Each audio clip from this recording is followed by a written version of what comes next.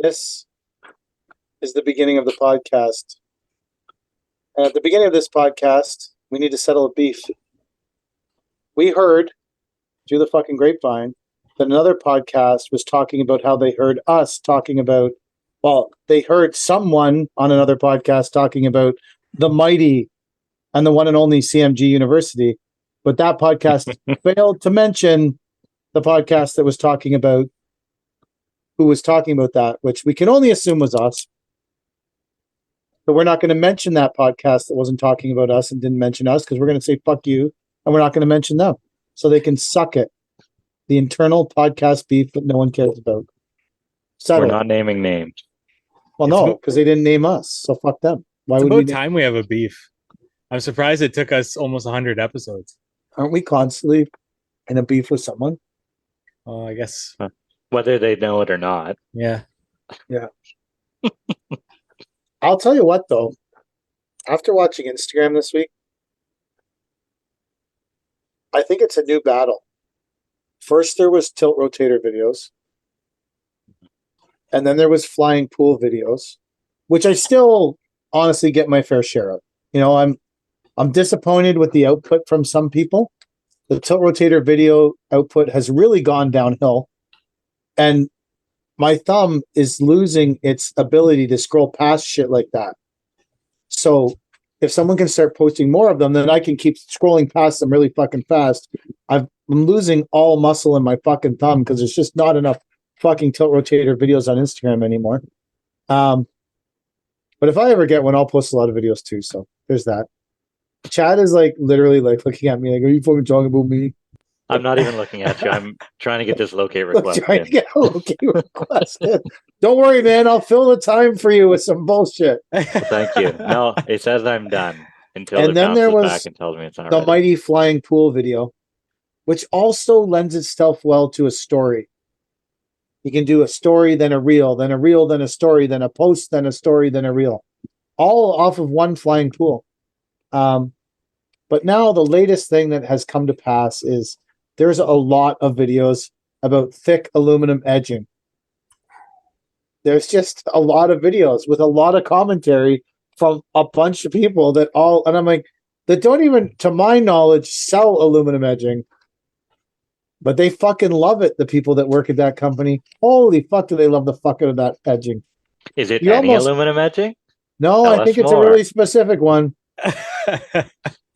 It's a very specific aluminum edging.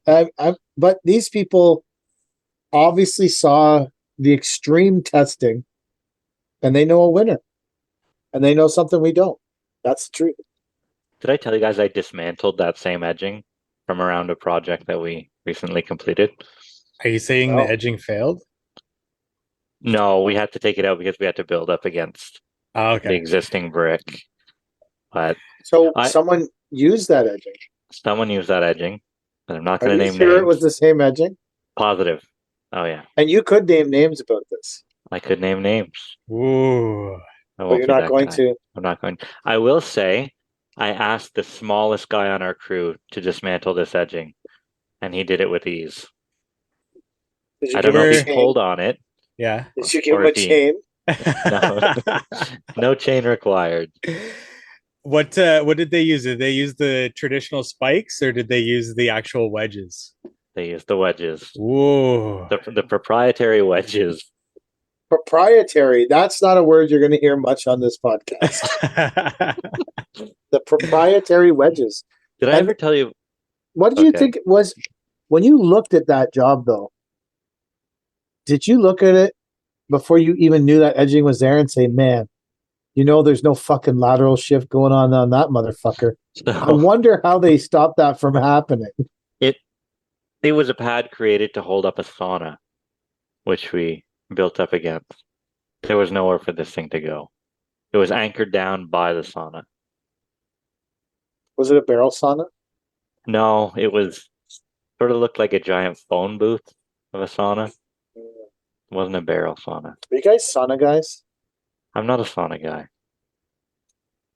Mike? No, I am not. Shaking your head doesn't help the audience. I was muted. I was saying no at the same time. I know that you're not a sauna guy, but you shaking your head randomly does not help the situation.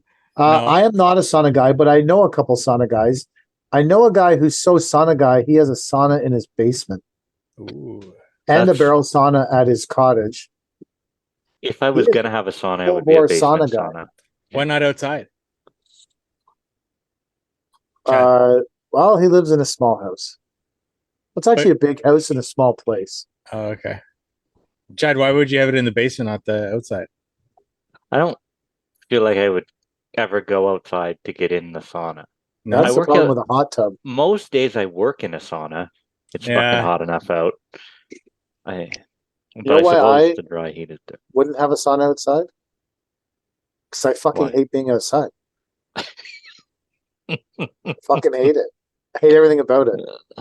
If someone said to me, you could move to Mars, like in that Arnold Schwarzenegger movie, and live in the tunnels of Mars and never go outside again, I'd be like, fucking right, let's go.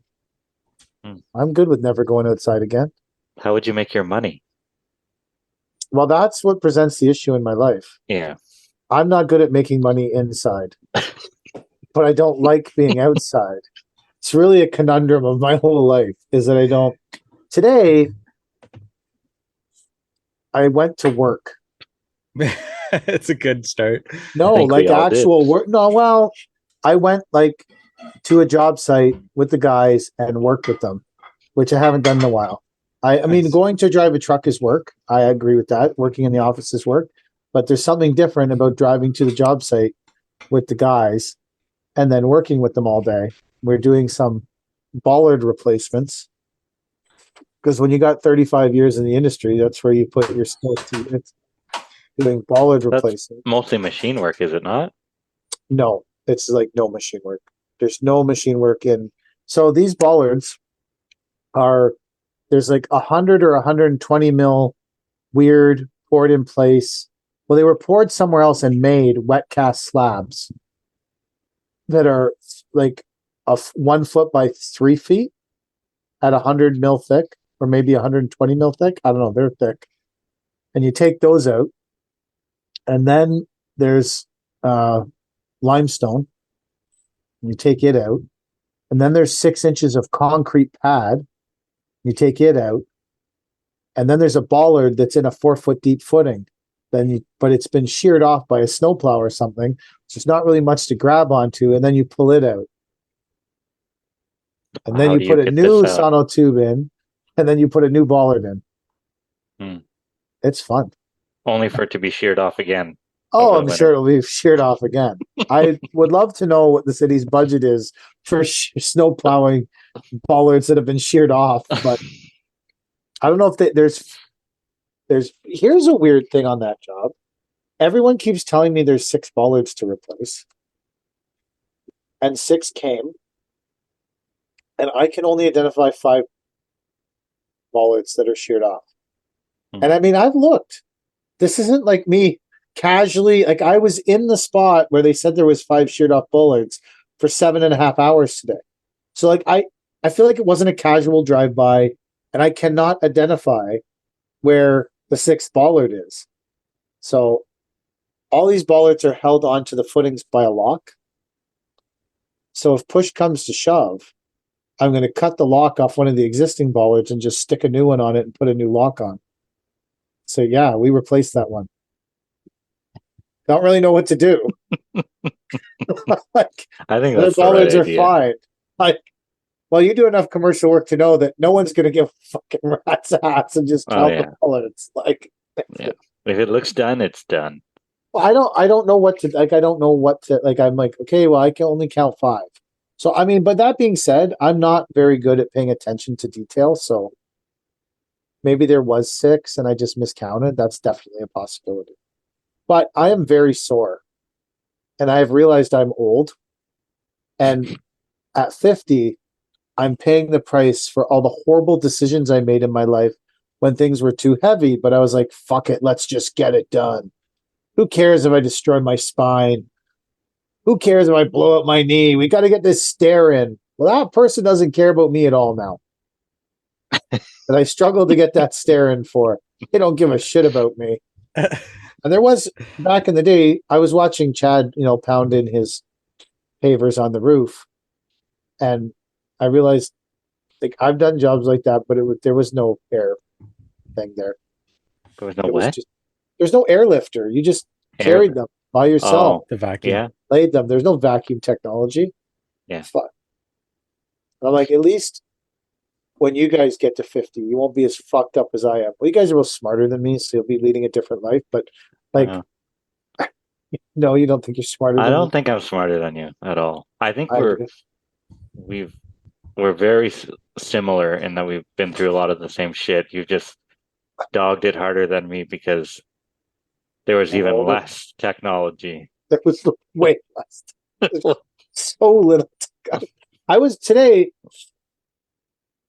So, like, I'm not a tool person at all, and I don't they just don't fascinate me at all. But Drake, that works for us, is a tool person. So his tool trailer is, and I don't have I'm like, if you need it, buy it. If it makes your day easier, buy it. It's not a debate. Like, you can fuck Absolutely. around for 3 hours trying to do something you could have done in 6 minutes if you just bought the right tool. So just buy them. I did conclude today that if we did not have the Milwaukee breaker thing that he has, and we use the little Milwaukee saw with the battery, and it cuts perfectly to get these big pavers out, to get all the sand out of the joint. Like, just all the different, we use the grabos to lift up the thing and move them over. And just, I can't fathom how long this would have taken 10 years ago, when all I would have done was kept dropping a stone saw in and chipping off the pieces with a bolster and a hammer, then dropping the stone saw and doing it. I'd probably still be there doing the first fucking bollard. Meanwhile, we got one in and totally replaced, finished, and we got two set up for the morning that just need pavers. But it's all based on all this tools that we have in the trailer, or, well, Drake has. I never did anything with that tool trailer. Literally nothing. I guess I paid the bill. There's that. But I was just No, mindfucked. you set them up for success, though, right? But no, they set themselves up. I just paid the bill. I didn't tell them to buy that shit. No, but you gave them the option to buy it. I did. Yeah. Okay. A lot so, of guys yeah. have come to me and come to my company and said, "Holy shit, we never had this at the last company," or "This is like the Cadillac of landscape companies. You have everything," because everything makes it easier, right? I And the never job want the guys sucks. to do, and the job sucks. Let's make it suck as little as possible. Let's make your day as little sucky as possible. Yeah. I'm I'm so fucking happy that these guys bought these tools. I'm so fucking happy that people that work for me are buying tools. Because on the 2 days a year that I'm not driving the truck and I'm out working, I fucking love the shit out of those things. Oh yeah. I really can't stress enough the value of those tools. Does that mean that bins were slower than usual, or that you were required to be on site there? So bins, I actually we hired Chris's bin truck a bit this week because I knew I was going to be off site. I don't know. This is replacing 6 bollards in the grand scheme of the relationship with the client that we're trying to build here is a small job. But unfortunately, I believe that small jobs wreck big relationships. Mm-hmm. Very rarely does a big job wreck a big relationship, because on a big job, there's a lot of preparation, a lot of planning. The expectations are clearly laid out. If something goes wrong one day on a job you're going to be on for a month and a half, no one notices or remembers that bad day. When you're doing a 2-day job or a 2.5-day job, that's when relationships get fucked. Because that's when something goes bad and people thought it was going to be a 2-day job and it goes into a 3 or a 4-day job. It could be things out of your control. It could be things that you fuck up. It could be a million things. I believe that small jobs wreck big relationships. So I I wanted to give the guys every opportunity to succeed. And this kind of stuff that we're doing, replacing this bollards, this is the kind of shit where one bollard can take an hour and the next one can take a day. There's just so much bullshit factors with them. Like slabs of cement, 4-foot deep footings, fucking things that are sheared off with snowplows that there's nothing to attach to. There's just some of them pop out of the ground and some of them don't. 100 mil slabs that weight like two of us can barely lift them with grabos. Well, those guys can lift them fine. The other three, it's me that's really the weak link. But I just thought that I wanted to give them, I mean, it's a new relationship. It's something we're working hard at. And I just thought that if I was there, then if things went a little bit sideways, maybe we could fall back on my bollard replacing experience from the past. And what was interesting is where the bollards are being replaced was a job site where I planted trees and shrubs 30 years ago. So I was like, oh, I remember that interlock. Oh, yeah. None of this shit was here 30 years ago. This is like a dirty forest by the lake. That was the canoe club. I don't know what the fuck it is now, but anyways, I went there, and so also Arndt's dispatch reached out and said they had some bin truck time this week, which worked out great for us because their bin truck driver is amazing and has helped us out a few times in the past when we've been swamped. So he had a bit of time this week to help us out, which is great. It's nice to they've called us for help lots of times in the past 2 years when they were swamped and busy, and our trucks went over and helped them. So it was nice of them to come help us when we were kind of screwed up a bit this week. So I appreciate that. I think it's good to build that relationship. And I'm sure if I had been driving the bin truck today, maybe we would have made a bit more money. But I think that building a couple long-term relationships was more important than, all the bins got done, all the clients were happy, and we got to build a couple, maybe strengthen a couple of relationships. I also think sometimes too, it's good to spend a day with guys that haven't spent a day with in a bit. Yeah. Does that same saying hold true to residential, or is that specifically commercial, or does it flip for residential? Small jobs. What was it? Small jobs wreck big relationships. Yeah. Does it flip for residential, or is it the same? I think that residential, it's a bit different. I think that you can price a big job and have it, and then to have them right before you're starting, have them ask you for some inanely stupid small extra that they think's worth $500. It's really worth $2,500. So I would say that small extras can ruin big projects. That might I just like people get lit about little stuff that like, well, I thought that would be worth $500. Okay, well, it's not. Sorry. I think that happens in residential too. It's like at the end of the job, someone adds 100 square feet and you've been billing, for argument's sake, $8. It's hard to do the math, Mike. $10 a square foot for, the whole time, and they add 100 square feet. So you're like, it's $1,000. And they're like, that's outrageous. I thought it was 500 because your interlock's all tied into your trees and shrubs in their mind. They don't really know how much the interlock costs on its own. So I guess a small thing can wreck a big relationship in residential too, maybe just in a subtly different. It's still the same way. It's just I've had more things go sideways in my life on small projects than on big projects. Way more. Yeah. Because there's no give.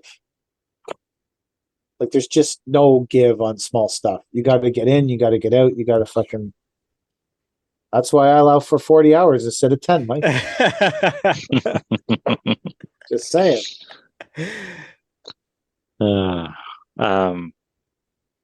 had an equipment salesman call me last week trying to sell me an 8-ton excavator.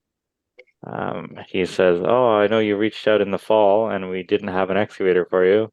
Well, surprise, we have one for you now."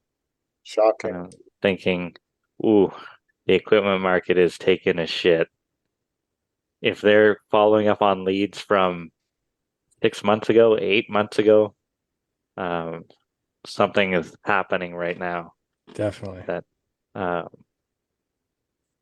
so yeah. Anyway, we didn't buy that 8-ton excavator because we already have one. Did you tell him that, or did you lead him on? No, I told him that. I'm like, sorry, we bought an 8-ton from Kubota whenever you couldn't come through, and you weren't all that keen to help me out. So that's well, like I understand what it's like to be busy and to have to pass things up, but to not even care to entertain the idea that maybe I can look into something for you or whatever, like just a flat out no. Yeah. Okay, I'll remember it for the future. I think, and that happens with a lot of shit, like the brick companies that didn't come through for you during COVID because they were too busy swimming in the money, and the reps who were busy with like bigger clients and stuff like that, them passing you up. Or they were busy hawking aluminum edging. Whatever it is, well, that, what do they call it? Someone's coming home to roost. Now they're gonna end up paying for all the shit they couldn't help you with Yeah. years ago, right? So they're gonna eat some crow. I think everybody's probably a little bit guilty of that.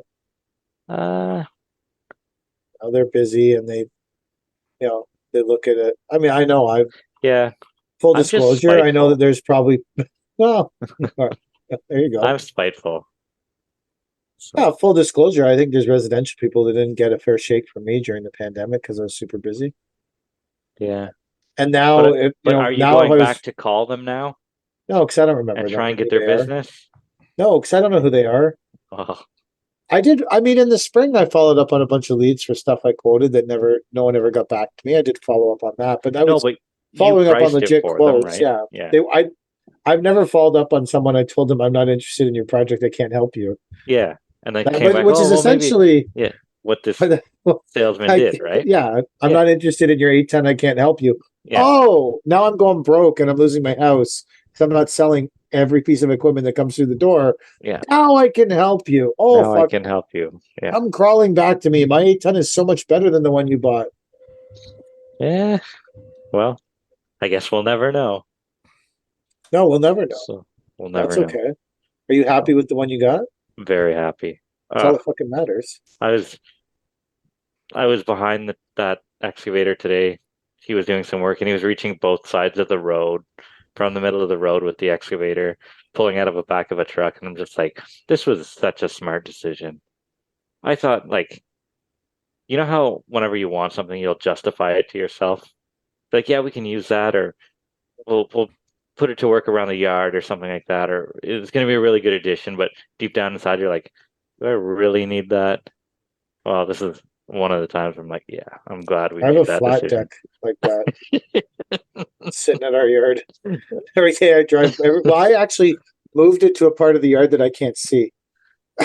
So I moved it to a far corner of the yard where I don't see it because I drive by it every day and be like, got 6 Gs tied up in that baby. Fuck yeah. Good move, Mike. Way to go. Yeah. So it's only $1,000 to put sides on it? Because isn't the bin only $7,000? No, flat decks are way more expensive than bins. Really? There's a lot more steel in the bottom of them Hmm. to support them. Like the bins aren't. I don't know. When I priced it out, they were like $6,000 was a bargain for the flat deck. Okay. Like I couldn't get one made for that. Hmm. To get one made now is probably 12. Holy I bet cow. 10 or 12 grand. It was a good, like, financially, if you want to argue the value of it, the flat deck that goes on the bin truck was definitely a great fucking decision by Mike. Like, Mike, but the fact we never use it kind of drags down the decision.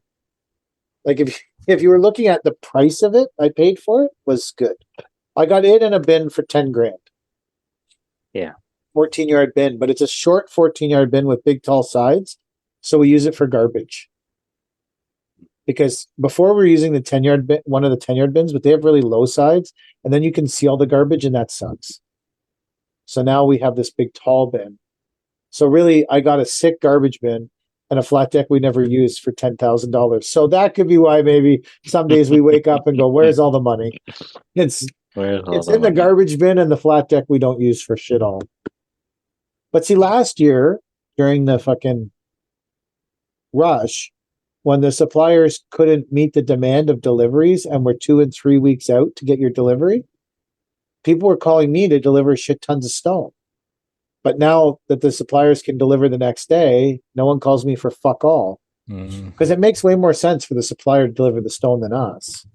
Unless it's something weird or it's something going super far that the supplier doesn't want to. Like, we delivered a skid of mortar on an emergency basis to Muskoka last week.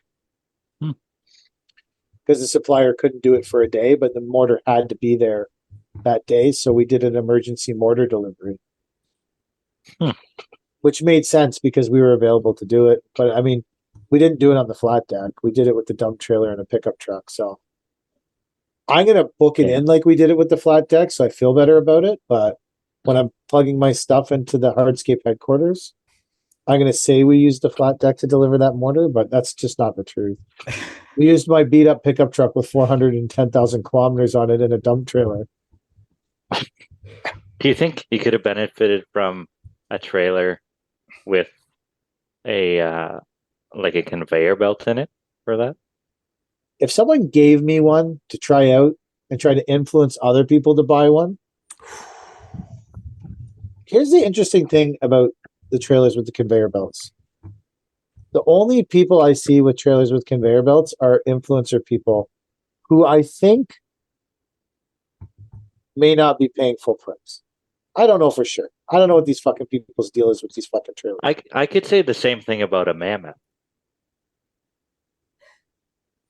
There's people who have mammoths. Oh, really? Down near you? Well, I don't have a mammoth permanently. Oh, no, but you did. I had a mammoth. Yeah. I like the mammoth. The mammoth was great. Somebody asked us about the mammoth on the Not Our Finest Hour podcast. Really? Instagram. I'll pull up the message, but it'll take me a bit to find it here. Because we get so many messages because we're so much more popular than the podcast that talks about us but doesn't use our fucking name, motherfuckers. People, well, the mammoths were like sold out, so people buy mammoths. Really? Good. Yeah, I like the mammoth. I thought it was Omar bought a mammoth. I spent some time on an SCL. It's a little Kubota ride-on. Oh yeah, I was underwhelmed, and I'm a Kubota guy, but I was underwhelmed on that machine. So, Jordan has one that was on the show. Jordan from DPR, and he said it's very sensitive. It's very sensitive. I don't like how you have to twist the control to make it turn. That seems odd to me. That's counterintuitive to any time you run pilot controls on a machine. You never have to twist the left joystick to turn. I don't run pilot controls. No. I know what you're saying. It seems like instead of just moving sideways, you have to physically turn the knob. Yeah, you have to twist the knob sideways. Like that seems ridiculous because there's no other machine that I've ever been in where you have to do that. They used to have a control like that in the Mustang skid steers, but it was like in between your legs, and then you would like twist, and it was a T-bar. Do you remember? Have you ever been in one of those, Chad? I haven't been in a Mustang in ages. So it was like a bar that came up in between your legs, and it was a T, and you turned it like this. You held your arm up in the air, and you turned this fucking thing to drive it. The Mustang. Wow. I don't know what the fuck happened to those. What a machine. Well, they probably shit the bed whenever that idea went out the window. When I was a kid, it was all about the Thomases. Thomas, yeah. Steers. Little red Thomas. Oh, yeah. Yeah. My first landscape boss had a Thomas, and he would put it in the back of his 1-ton dump truck, but he had these ramps that had to be like, I want to say 18 feet long. Oh my God. In order to get them in there. And he's like, and I was 17 at the time or whatever, right? And he's like, just load them in the back of the dump truck. But these things had to weigh like 350 pounds. And I was like $120 soaking wet. And he was upset at me that I couldn't slide these ramps in and out of the dump truck. A glorious start. What do you want from me? Like, he wants you to I'm get a the child. And you want me to load these fucking ramps? Like, I'm a child. I was a child. Yeah, like it was 17. Cutting your teeth on the big ramps for the Thomas. Yeah. I'm happy that you know what a Thomas is. You know what a Thomas is, Mike? I do not. Really? It had a No. bear on the side, man. Really? It had a No. bear on the side, man. A bear. I'll have to Yeah. pull one up here. A Thomas? Thomas Thomas- skid steer. Thomas skid steers. They had They- these weird, goofy, big handles, foot controls. They don't make those anymore, do they, Thomas? No, Thomases are long gone, I think. I haven't seen a used Thomas in a long time, and I looked at a lot of used equipment. I think there's one still in Cornwall. Someone's got a You Thomas. should buy it. No. Buy it and bring it to a job site and just say to the guys, this is the new Thomas. Have you sold all the Chinese excavators yet? No, I got two. The floor fell out of the The equipment. market, and Just So as I'm you were getting started. I'm going to start messaging guys that messaged me 4 months ago. Say, hey, you still looking for a cheap excavator? So now that you're down to two, though, do you have anything left invested in them? Those are Thomases, man. See the bear on them? So Thomas in New Brunswick has little baby loaders, like Yeah. stand-ons. Huh. Maybe that's the new thing. They're like ramrods. What are those things? Ramrods? That looks like a Boxers. ramrod. It does look like a Boxer. ramrod, eh? Boxer. Oh, I remember these Thomases. They were the best thing, man. Are they? Oh, it's Thomas equipment. It's not an actual Thomas skid steer, or is it? Oh, ThomasLoaders.com. He's still So- a Is bear. it the same? Yeah. Yeah, Since they still got the 1943. Hmm. They're sticking around. Now they're just little look at that grapple. How effective could that thing be? manufacturers of the first. It's of good the to know world's that they have first skid Canadian steer. flags, and they support the convoy. They're claiming to have started the skid steer. World's No. first skid steer. with hydrostatic, with drive. hydrostatic drive. Ah, I see. Yeah. Those do you think that thing? Do you think that grapple looks powerful? Like that looks like something you would use a lot. Might pull some ballers out. I don't know. I don't think so. Does they sell screening plants? Yeah. I do like that design. I don't mind that design. Okay, on that like SC74265 Kubota stand-on thing, whatever the fuck it is. Did Yeah. you? I thought at a bare minimum when I saw it down at Jordan's site, I thought it looked cool. Looks all right. It had like big wide tracks on it, and it looked pretty cool. Like as stand-on skid steers go, not as Yeah. cool as this Thomas one. Maybe can you reach out to them and see if they'll sponsor the Not Our Finest Hour podcast? Like reach out to Thomas. Based on the way their website looks, I don't think they're up on the times. It says Maybe at the they bottom need of the us to website. sponsor them. Yeah, it says at the bottom of the website, copyright 2012. So I don't think that website's been updated for 11 years or so. 11 years. Oh, God. So, what were we talking about right before that? Oh, how it looks cool. Yeah. So, I recently I was on a job site with one of our clients, and they weren't there. They were gone for lunch, and I put down one bin and picked up another bin, and then I needed to shove the bin I put down back to where the first bin was. So they had a ditch witch there, and I got on it. It was brand new, and I was pretty underwhelmed by that thing. It Really, has eh? the controls are like split in half, and you have Oh, to like yeah. push one lever forward and both levers forward or one back, but you're doing it all with your hand. And I was like, I'm not a pilot control guy, but this is like, it just seemed like for a company that everyone loves so much, it just seemed like you couldn't put like a joystick into, I don't know. Maybe that's why people love Ditch Witch if they run this shit all the time. I'm not a stand-on. I I think set with my the thought- ditch witch, you can get the option for one handle instead of the two. Oh, can you? Okay, I don't I know. think anything. I've seen that, or someone's said you can do that because the two handle thing seems weird.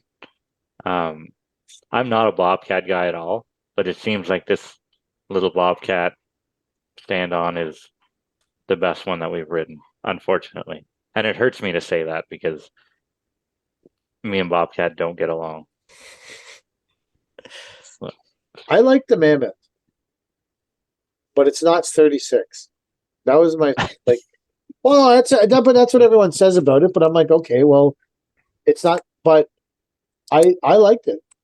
Of all the stand-on skid steers I've run, I liked it the best. Ooh. No. Glowing endorsement. It is a good. I liked it. It was a good. It was a great machine. It served us well. How long did you have it? A month, 4 weeks. We had 4 weeks. 4 weeks goes by fast. Now we've had this bulldozer for 4 weeks. Oh wow! So it's time to go back to the I don't rental know. yard, or Well, it's not really a rental yard. It's my friend's house, but whatever.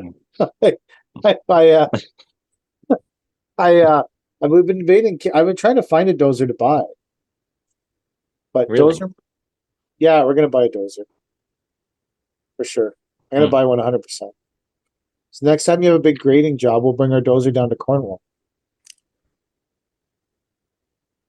You're gonna what? Sorry. I said next time we have a big grading job, we'll bring our dozer down to Cornwall. Sure. We bid a big grading job actually last week. We're waiting to hear back on it. Well, see there, we already have work for the dozer. See And how a big fast that is? terrace seeding job. You don't terrace seed. I don't terrace seed. Truck? No. I think terrace seed is apparently quite a bit more expensive than hydro seed. It's way more expensive. It's almost sod level. No, that much. Oh, I didn't price for that. So,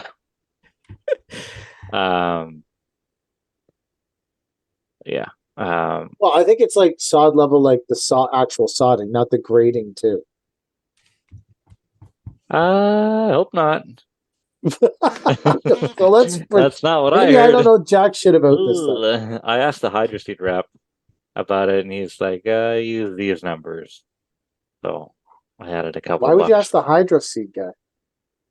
Because he knows terrace seeding guys. Does he? Yeah, because they still sell them the Or does he just fertilizer and want the you to not get seed the and all fucking this. job? Why would he have? Why would he not want me to get the job? I don't know. This hydro seed rep is fucking phenomenal. He is awesome. Like, he's not one of these guys that tries to sell it, won't sell it, help you during the pandemic when hydro seeding was going through the roof. No, and absolutely. now tries to. I've called this guy to shoot the shit, and he's all of a sudden he's sending me all these documents about why the seed isn't growing and this and that, and send these to the client because it's their fault. They picked the seed mix, and it's going to take 3 years to germinate. And here's this beautifully done up document that'll prove it and everything. Love this guy already. This is exactly the shit that I don't have time to do. That you've saved my bacon with. I would buy a lot of stuff from that guy. Yeah, he's awesome. How much aluminum edging has he tried to sell you? Oh, never once. Well, I don't know. I bought some hoses. I bought truckloads of mulch. Truckloads of mulch. Paper mulch, like the stuff that goes in the hydro seed cannon. Oh, okay. I know. Yeah. I know what you're talking about. Yeah. How much hydro seeding have you done this year? Probably half a truck. So there are 22 pallets in a truck, and there are 40 bales in a pallet. So that's 800 and some ish. And you could take 7 bales per load, our machine. So I'm not doing the math on that, but we did enough seeding this year to make it worthwhile to have the machine. Oh, absolutely. Yeah. Absolutely. That machine has made us money. I really like that hat. Looks good. It's your podcast. So. Well, I'm saying it's good looking. Why is it my podcast? Well, it's our podcast, I suppose. Our podcast, yeah. It's not. Well, if it was anyone's podcast, I think it's Mike's podcast. Mine? I don't think so. You post it. You the one. Are we going to settle this without the lawyers here? What are we dividing up? I'm kidding. Dividing nothing 3 ways is still nothing, bro. Yeah. Doesn't matter. Chad, what's the review on the merch there? I love the hat. It's my style exactly. Did you make these specifically for the kind of hats that we wear? Well, I asked you back in. I actually had these back at LO Congress in my backpack, and I totally forgot. So then I had to reorder them because it's easier to just reorder through this company as opposed to me shipping them out. So do you wear a shirt with Chad on it on the weekend? No, but I have your shirt here somewhere that I could always. But I've never opened it. I've always. Is it his size too? It's probably PK size. Yeah. So next time I see, I am a Heartskeeper merch for you guys and everything, and I completely forgot about it. Well, I didn't even see PK at Congress. I saw Chad there. Yeah, I was there. I don't Yeah, know you about were that. there. I was being ignored in the corner by everybody else. So I don't guess you ignoring me and leaving me in the corner friendless. It seemed that fucking odd. You said that you were going on stage at 3 to do a I speech or thought that something like I never that. went on stage. I've never made it on stage. I said, sit at this table. They were like, oh, there's some dude over there. A fucking guy, dirty guy with the beard. Yeah, talk to him if you need some advice. That was a great. glowing fucking endorsement. Wow. Dirty guy with a beard in the corner. Get advice from him. And to be fair, some people still came over and asked for advice. I doubt they're very successful. No, I hat's like the great. hat. The hat's Yeah. sharp. It's very comfortable. Gets the message across to who we are. Actually, people have asked me where they can buy the Not Our Finest Hour merch, and I don't know what to tell them. I don't know what to Do tell we them. have a store? We I don't have know anything what yet. to tell them either. We're waiting on PK to get his because it's only fair that PK sees the merch and we get approval from all parties, all bought-in parties to this podcast, and then get our lawyers involved to sign off. What on this. happens if I don't approve the merch? Then the merch doesn't go live. So you're literally waiting for me to get some merch and then approve it. Absolutely. I wouldn't go behind your guys' backs and try to sell merch to pad my pockets because we all know that this merch is gonna set us up for retirement for sure.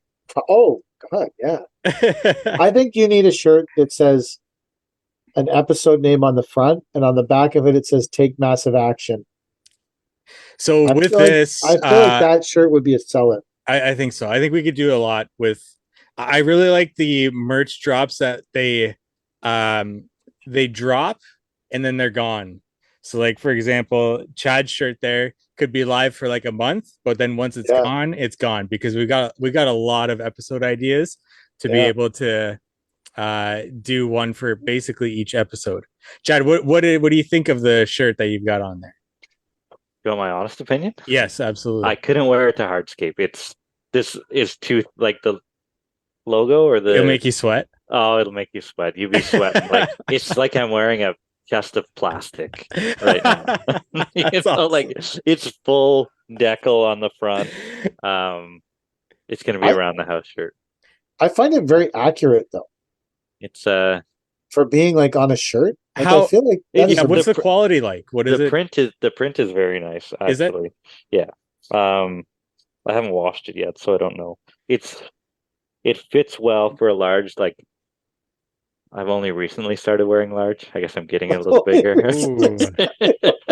No more gym at 4 a.m. No, it's still gym at 4 a.m. Well, that's why you're getting a large because you're at the gym at 4 a.m. What are you talking about? No, it's because you're eating too much and getting older. Oh no, obviously not. No, it's sized well. I remember grade 7 when I wore a large. It was nice. It's about the time I started hardscaping.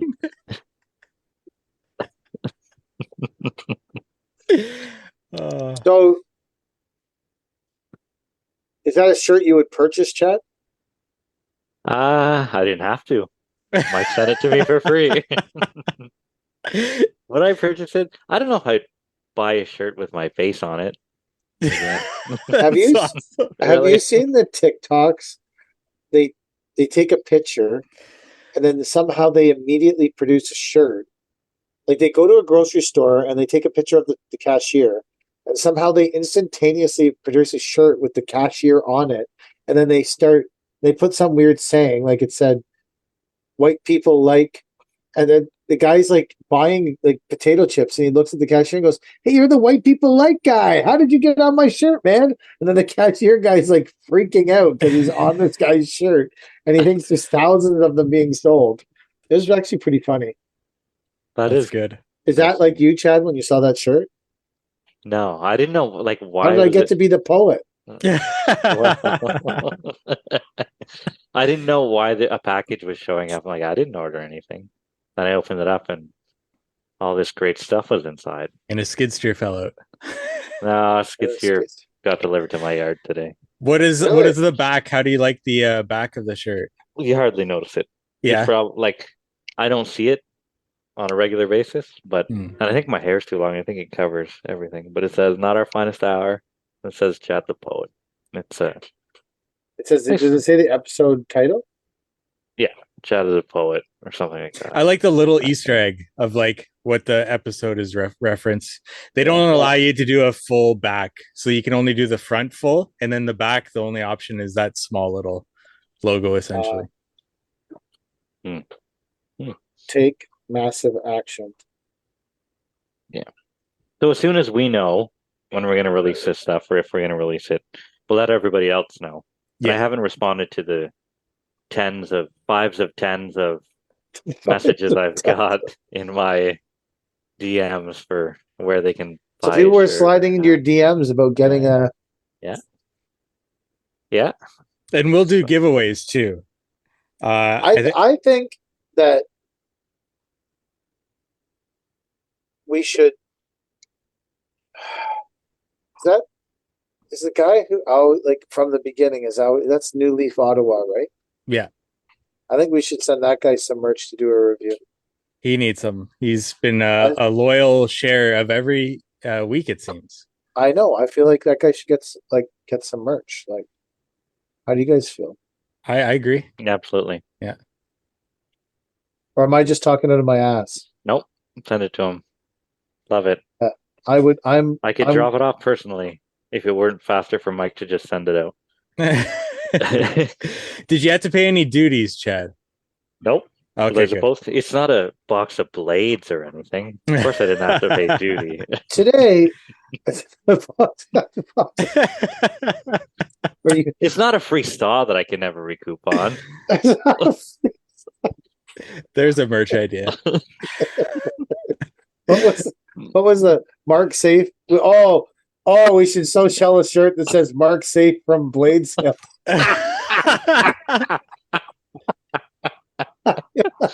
Well, I mean, Mark Safe. Oh my God, that's beautiful.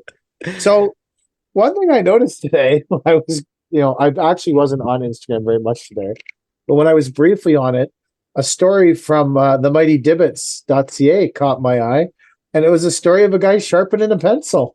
Ooh. So I immediately sent it to our friend Caleb and said, "Yo, bro, this guy's stealing your fucking content." Sharpening a fucking pencil. What the fuck is going on? Oh man. Fucking people are ripping off your content using the name Paver King. Fucking so Caleb, his last episode he did a shout out to us. Oh, did he? Yeah, I haven't listened to the Kid Contractor in a minute, but yeah. And I forget what about. But I don't know. So anyway. I don't know if you guys ever noticed this, but so I like this notes thing on your Instagram. You can leave a note. Yep. Every day I try to leave a less inspirational message than the day before. I don't know if you guys ever read them, but I've been putting stuff like be mediocre. Who gives a fuck what people think? Today don't do whatever it takes. Do less. People will adjust. Been trying to leave an uninspirational message every day because I feel like we are surrounded by people that are pumping inspirational shit out the door every day. So I want to start pumping uninspirational shit out the door because I feel like there's a market for it. Do your employees read them? I don't know. Maybe. Most of the people that work with us are well versed in my fuckery. So it affects them on a daily basis. Like almost every day, my fuckery affects them. So but they get it firsthand. They don't have to go to an Instagram note. They don't have to go. I can spread uninspirational messages to them every fucking day. They don't need to read my notes on Instagram. Why? Do you think that if you were working with me and you saw stuff like don't do whatever it takes, do less, people will adjust, you would, if you were like, what would that would be a reason that you wouldn't work at Paver King? Not a reason you wouldn't work, but if you read that and you're working hard, then you think, oh, maybe he doesn't expect a whole lot out of me. I think that most of the people I think, I think all the people that work on our team would read that and it would make them work harder because they know me. Yeah. And they know I'm literally just fucking around. Like, because I don't remember the last time I posted something that was like a serious. You don't think that there's an that people are just overwhelmed by positivity on social media? Like totally overwhelmed? Yeah. Overwhelmed? Yeah. I think I made that post on our it. I made that post on our thing. Like, if you're don't come to this fucking podcast if you're looking for inspirational ideas for your business. Like, go to listen to some other bullshit from someone. I feel like I am overwhelmed with positivity, and maybe that's just my feed.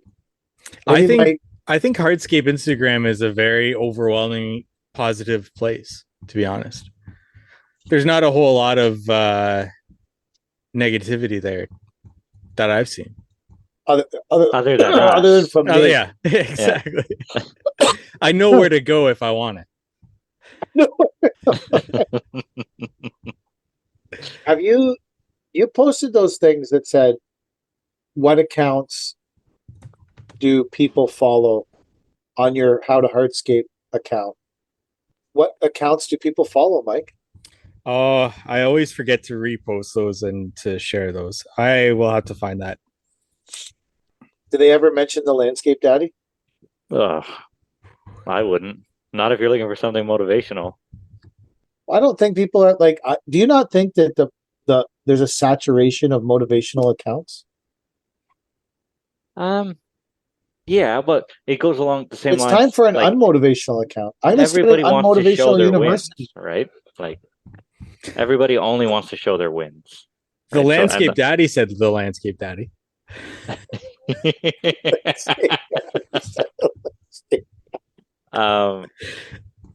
So do you guys know how I was telling you about Brandini last week?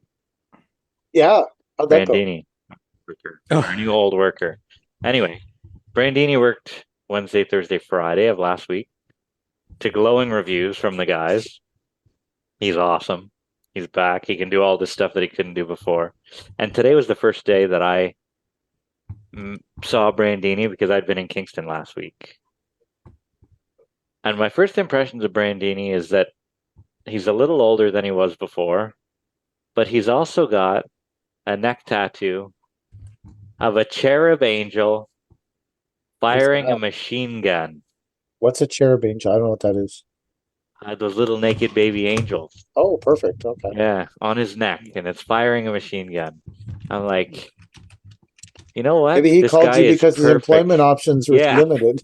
He can't get a job anywhere else with a cherub firing a machine gun in plain view on his neck. But we're happy to have him, and he's a good fit for us. And obviously, yeah. You love when you see where someone shows up 3 days in a row and works hard, and they have a neck tattoo that makes them unemployable. That's a unicorn.